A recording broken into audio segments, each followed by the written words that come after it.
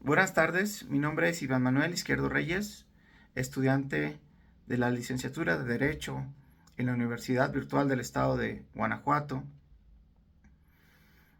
con matrícula 2103-1160, y actualmente curso el módulo de Derecho Procesal Penal. Como parte de la evaluación a esta materia nos piden hacer la lectura de un artículo del autor Máximo Langer acerca de los antecedentes latinoamericanos de la reforma constitucional mexicana al proceso penal acusatorio, del proceso penal inquisitorio al proceso penal acusatorio. Bueno, para la evaluación de esta lectura nos pidieron contestar 3 preguntas. La primera tiene que ver con a qué se refiere el autor Máximo Langer cuando afirma que las reformas en materia de justicia penal se difundieron desde la periferia. Según la información que obtuve de esta lectura, el autor Máximo Langer se refiere a que fueron los mismos países en desarrollo los que transmitieron el modelo hacia otros países en desarrollo. El modelo en general, menciona Máximo Langer, hace una amplia desarrollo de este esquema, de este sistema o de este modelo de transición de información entre países, y menciona que normalmente se generan desde el centro a la periferia, conceptualizando el centro como países desarrollados y la periferia como países en vías de desarrollo. En el caso particular del modelo, el proceso penal acusatorio se dio de los países desarrollados hacia otros países desarrollados. Y esa es la peculiaridad que se da en este caso, ¿no? Menciona Máximo Langer que precisamente se dio una ola transicional, eh, porque se dieron la transición del modelo inquisitorio al modelo acusatorio en 14 países latinoamericanos. Eso es muy importante. Y tiene que ver precisamente con la segunda pregunta, que mencionan acerca de qué distingue a los códigos inquisitivos de los códigos acusatorios en Latinoamérica. Bueno, en general lo que mencionan en este artículo es que la distinción se basaba en prácticamente en la no protección de los derechos, no en el no enfoque de los derechos humanos por parte del modelo inquisitorio. De hecho, es interesante la lectura en el sentido de que viene el origen del inquisitorio precisamente de la iglesia y de la monarquía, y cómo estos modelos penales, procesales, tenían que ver con la falta de garantías a los derechos humanos.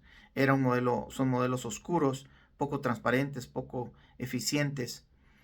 Y en el caso de los modelos acusatorios son modelos contrarios a esta conceptualización. Son modelos eficientes, transparentes, mmm, garantistas de los derechos humanos.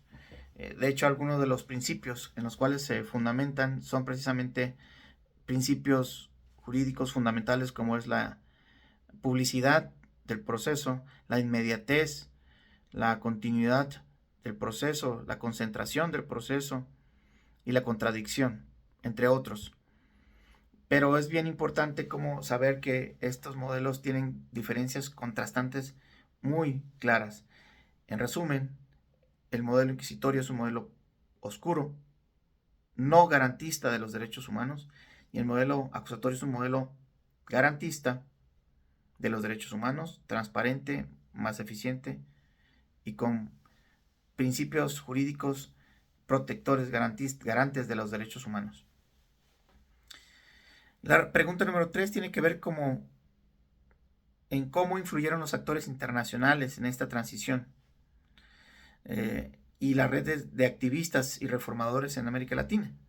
Como lo mencionaba hace un momento, el autor Máximo Langer menciona una ola de transición entre el sistema inquisitorio al sistema acusatorio. Esta ola, la menciona, fue pues prácticamente en 14 países. ¿Y por qué? Cabe preguntarse por qué se dio esta transición y qué influencia tuvieron las agencias internacionales. Y es interesante ver y leer en el artículo cómo es que agencias como la USAID, Estados Unidos, la Agencia para el Desarrollo Integral de los países latinoamericanos o en vías de desarrollo, tuvo una intervención hasta cierto punto importante que empujó a esta transición. Sin embargo, no fue determinante. Como lo mencionábamos, los mismos países latinoamericanos propiciaron la transición. ¿Por qué? Lo que se lee en el artículo es que las condiciones políticas, sociales, que se tenían en muchos países latinoamericanos entre los años 30, 40, los 70, hasta los 70, pues prácticamente implicaban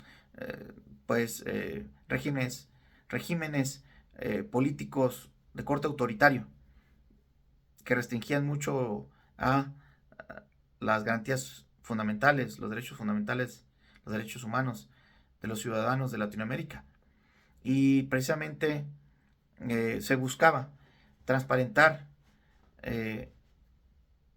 estos procesos y algunas agencias intervinieron para buscar e impulsar este cambio. Sin embargo, lo determinante fueron las condiciones, desde mi punto de vista, fueron las condiciones políticas, sociales, económicas de los mismos países las que impulsaron este cambio. Las agencias tuvieron un rol de apoyo económico, de capacitación, de estos modelos acusatorios, y no nada más Estados Unidos, la agencia de USAID, también otras agencias, se mencionan agencias alemanas, italianas, españolas, que impulsaron precisamente estos modelos. De hecho, dos de los juristas argentinos, desde mi punto de vista y en base a esta lectura, fundamentales fueron Vélez y Meyer, que prácticamente fueron los que iniciaron este movimiento transicional en Argentina, y esto fue permeando en otros países, y ellos inclusive fueron generando capacitaciones a otros países, o fueron tomados como asesores para la transición en otros países latinoamericanos. Bien, como parte del cierre nos piden que demos una opinión acerca del texto de Langer y la reforma reciente constitucional al artículo 19 en materia de seguridad y protección ciudadana en México.